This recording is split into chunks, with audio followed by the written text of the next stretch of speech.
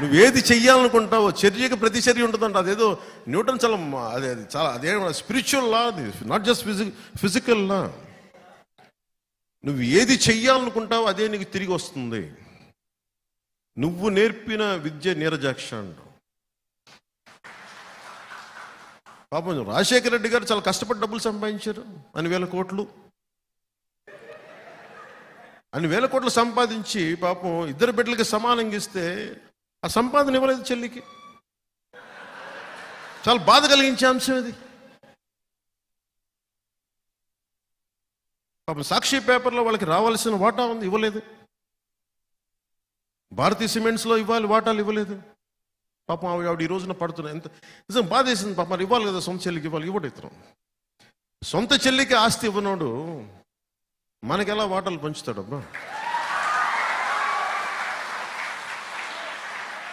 మీరు ఆలోచించండి. మాట్లాడితే భయపెడతా ఉంటారు. నేను రాజకీయాలు వచ్చినప్పుడు నేను ఒకటే అనుకున్నా, నేను మంచి చేయడానికి వచ్చా, చాలామంది పెద్దలను కలుపుకెళ్తా, జ్ఞానుల్ని కలుపుకెళ్తా, మేధావుల దగ్గరికి వచ్చి తల ఉంచుతా, అనుభవజ్ఞుల దగ్గర నా శిరస్సుని వాళ్ళ పాదాల దగ్గర పెడతా.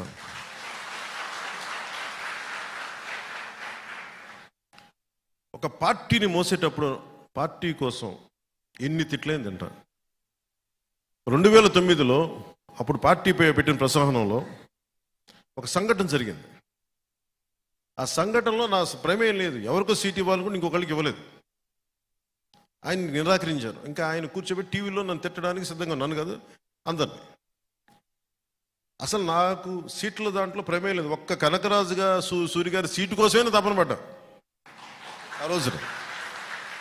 సరే, నాకేం అప్పు చెప్పారు ఆయన ఇట్లా మాట్లాడి. ఎందుకు చెప్తున్నానంటే పార్టీని ఎలా వెనకేసుకు రావాలనే ఒక ఈ ఉద్దేశం చెప్తున్నాను. ఆయన దగ్గరికి వెళ్తే నువ్వేం చెప్పారంటే, ఆయన నీకు తెలుసు కదా, నువ్వు వెళ్ళి ఆయన్ని సముదాయించి ఆయన టీవీలో తిట్టకుండా చూడండి. నేను వెళ్ళగానే ఆయన హైదరాబాద్లో ఒక అపార్ట్మెంట్ సముదాయం, అప్పుడు నాకు కొద్ది గొప్ప పేరు ఉంది హీరోగా. ఇంకెళ్ళగానే ఆయన తిట్టడం స్టార్ట్ చేశాడు. తిడతా ఉంటే నేను ఎన్ని తిట్లు తిన్నానంటే నా జీవితంలో తిట్లు ఎవరు తిట్టలు అన్ని బూతులు తిట్టాను. నేను ఇగో చూపించలా, నేను గట్టిగా మాట్లాడచ్చు, నా సంబంధం లేదండి అని అనలా. నా నాయకుడు నాకు పని చెప్పాడు, అది డ్యామేజ్ జరగకుండా చూడని. నేను బాధ్యత తీసుకున్నాను. నేను ఎమ్మెల్యే కాదు, ఎంపీ కాదు, కంటెస్టర్ ఏమీ కాదు. కానీ నేను నా నాయకుడు నమ్మి నా నాయకుడు బాధ్యత తప్పు చెప్తే నేను వెళ్ళి ఆయన ఒకటి చెప్పా, తప్పు జరిగిందేమో నాకు తెలీదు, ఈ నిర్ణయంలో నా తప్పు లేదు, నా ప్రమేయం లేదు, కానీ వాళ్ళు తీసుకున్న పరిస్థితులు తీసుకున్నారు, అందువల్ల పెద్ద మనసుతోటి మీరు నన్ను క్షమించండి. వాళ్ళందరి తరపున మీ పాదాలు పట్టుకొని భార్యాభర్తలు ఇద్దరికి క్షమాపణలు చెప్పి ఒక 10 నిమిషాలు అలాగే తల ఉంచి కూర్చున్నాను. ఇది ఎందుకు చెప్తానంటే, నేను నాకు బాధ్యతని ఒక సమస్యని పరిష్కరించడానికి తగ్గించడానికి నా శిరస్సు తీసుకెళ్ళి పాదాల దగ్గర పెట్టేస్తాను. ఇది నేను ఇంత నమ్ముతాను నేను ఎంత